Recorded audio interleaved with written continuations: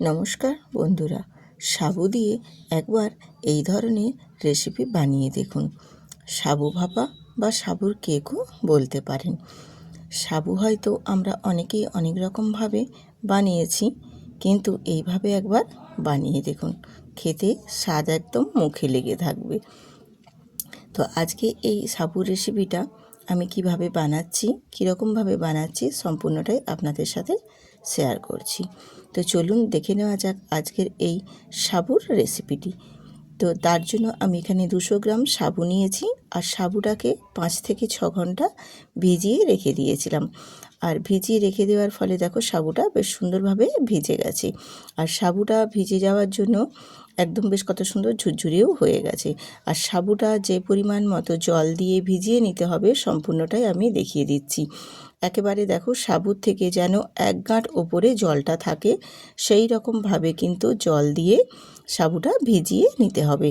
আর সাবুটা 5 থেকে 6 ঘন্টা ভিজিয়ে নিলে সাবুটা বেশ সুন্দরভাবে ভিজে যাবে। এই যে দেখো হাতে করে আমি একটু ম্যাশ করে দেখিয়ে দিলাম। ঠিক এই পর্যায়ে সাবুটা ভিজিয়ে রেডি করে নিতে হবে। এরপর আমি সাবুর মধ্যে কিছু উপকরণ অ্যাড করছি, যেমন এখানে দিচ্ছি আমি নারকেল কোড়া। আমি বাড়িতেই ফ্রাই করে নিয়েছিলাম, সেই নারকেল কোড়াটা দিয়ে দিলাম। আর দিলাম এখানে স্বাদ মতো নুন। আর দেবো এখানে 4-5 চামচের মতো চিনির পরিমাণটা মিষ্টিটা যে যেরকম খাবে সেই মতো রাখবে। আর দিলাম এখানে 2 চামচ টক দই। আরও এখানে কিছু উপকরণ অ্যাড করছি, যেমন এখানে দিচ্ছি 1 চামচ পুরো ভর্তি করে ঘি দিতে হবে, ঘিয়ের স্বাদটা যাতে আরও সুন্দর লাগে। আর এখানে দিয়ে দিলাম আমি যে 10 টাকার প্যাকেটের গুঁড়ো দুধ হয় তার হাফটা পুরো দিয়ে দিলাম। দিয়ে এবারে সমস্ত উপকরণ আমি বেশ হাতে করে একটু ভালো করে প্রথমে মিশিয়ে নেব। তারপর একটু হাতের সাহায্যে ম্যাশ করে বেশ সুন্দর করে মাখিয়ে নিতে হবে। এটা মাখানোটা যত সুন্দর হবে খেতে কিন্তু ততটাই সুন্দর লাগবে। সব কিছু মেজারমেন্টটা যেন খুব ভালো করে মাখানো হয়। যেহেতু চিনি আমুল দুধ সম্পূর্ণটাই আছে, বেশ গলে গিয়ে একটু বেশ সমস্ত যখন মিশে যাবে, মিশে গিয়ে বেশ একটা মাখো মাখো ভাব আসবে, সেই পর্যায় পর্যন্ত বেশ ভালো করে হাতে ঠেসে মেখে নিতে হবে। দেখুন এই রকমভাবে কিন্তু একটু হাতে ঠেসে মেখে নিতে হবে।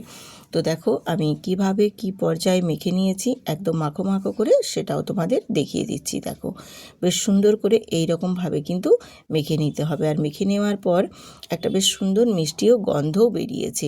ঠিক এই রকমভাবে মেখে নিলে সাবুর রেসিপিটা ভীষণ সুন্দর হবে। এবার এটাকে আমি এক সাইডে সরিয়ে রেখে দিলাম।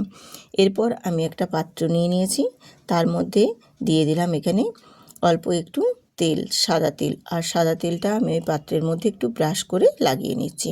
তোমরা এখানে সাদা তেলের পরিবর্তে ঘিও দিতে পারো, ঘি দিলেও আরও ভালো লাগবে। তো আমি যেহেতু আগে ঘি দিয়েছি সেক্ষেত্রে এখানে একটু সাদা তেল ব্যবহার করে নিলাম। আর দিয়ে দিলাম এখানে দেখো একটা কাগজ, তোমরা চাইলে বাটার পেপার যদিও থাকে সেটাও দিয়ে দিতে পারো, সেক্ষেত্রেও কোনো অসুবিধে নেই। দিয়ে আমি একটু ভালো করে আবারও কাগজটার উপরে তেল ব্রাশ করে দিলাম। তাহলে কি বলো তো, আমার যে আজকে সাবুর রেসিপিটা বানাবো খুব সুন্দরভাবে কিন্তু একদম রেডি হবে।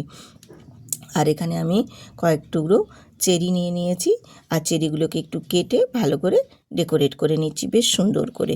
আমি রূপা, ব্লগস উইথ রূপা চ্যানেলে আপনাদের সবাইকে স্বাগত জানাই। আজকের সাবুর একটি সুন্দর রেসিপি আপনাদের মধ্যে শেয়ার করেছি।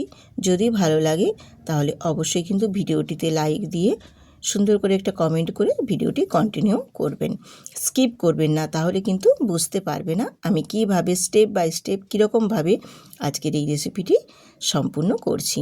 তো এরপর দেখো সাবুর যে মাখাটা আমি রেডি করে রেখেছিলাম সেটা এবারে হাতা দিয়ে এক হাতা করে বেশ সুন্দর করে আমি এখানে দিয়ে দেব। প্রতিটাই বেশ সুন্দর করে দেখো হাতাটা এক হাতা করে দিয়ে বেশ একদম পুরো চৌরস করে সম্পূর্ণটাই দিয়ে দেব। দিয়ে এবারে হাতা দিয়ে একটু বেশ ভালো করে এইভাবে ঘুরিয়ে একটা শেপ দিয়ে দেব, বেশ সুন্দর করে চারপাশ থেকে একদম গোল করে ঘুরিয়ে নিয়ে ব্যাস একদম আমার দেখো এটা রেডি হয়ে গেল। এবার এটাকেও আমি একটু সাইডে সরিয়ে রেখে দেব। এমন রেসিপি হয়তো আগে অনেকেই অনেক রকমভাবে বানিয়ে খেয়েছে, কিন্তু একবার বানিয়ে দেখুন, এর স্বাদ মুখে লেগে থাকবে, ভীষণ পছন্দ করবে সবাই, কেউ পছন্দ করবে না এরকম হবে না। এরপর আমি দেখো গ্যাসটা অন করে একটা কড়াই বসিয়ে দিয়েছি, আর এইটা কড়াইয়ে করলেই ভালো হয়।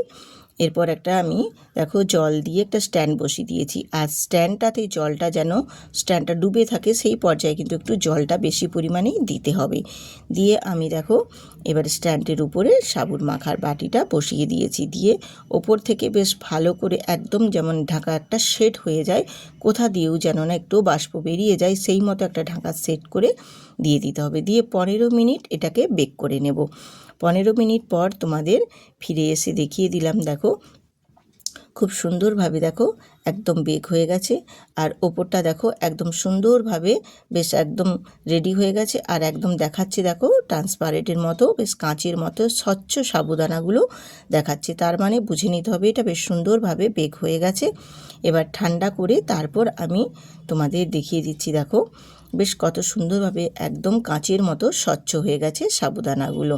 এরপর আমি সাইডগুলোকে একটা কাচুলার দিয়ে বেশ সুন্দর করে বেশ ছাড়িয়ে নেব, যাতে করে আমার এই পাত্রটা থেকে বার করে নিতে সুবিধে হয়। একবার এইভাবে বানিয়ে দেখবেন, এর স্বাদ কেউ ভুলতে পারবে না, ভীষণ সুন্দর লাগবে, সবাই পছন্দ করবে। একদম ভিন্ন স্বাদে ভিন্ন রূপে, কিছুই লাগবে না, অল্প সাবু থাকলেই বানিয়ে নিতে পারবেন এত সুন্দর একটা সাবুর ভাপা বা সাবুর কেক, তোমরা যে যেটাই বলতে পারো। খেতে কিন্তু ভীষণ সুন্দর, আর স্বাদে একদম অপূর্ব।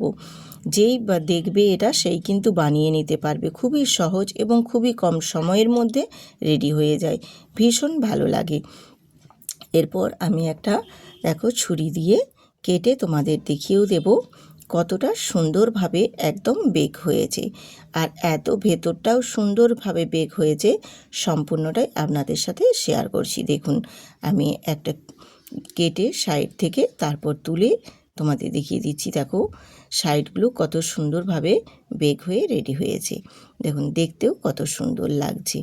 যদি আজকের এই সাবুর রেসিপিটা আপনাদের ভালো লেগে থাকে বন্ধুরা, অবশ্যই কিন্তু চ্যানেলটিতে সাবস্ক্রাইব করে বেল আইকনটি প্রেস করতে ভুলবেন না।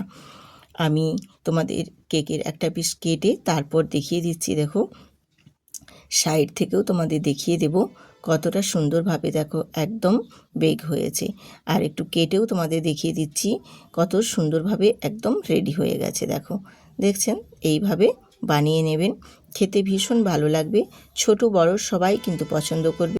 সবাই সুস্থ থাকুন, ভালো থাকুন, আবার আসবো আরেকটা নতুন রেসিপি নিয়ে।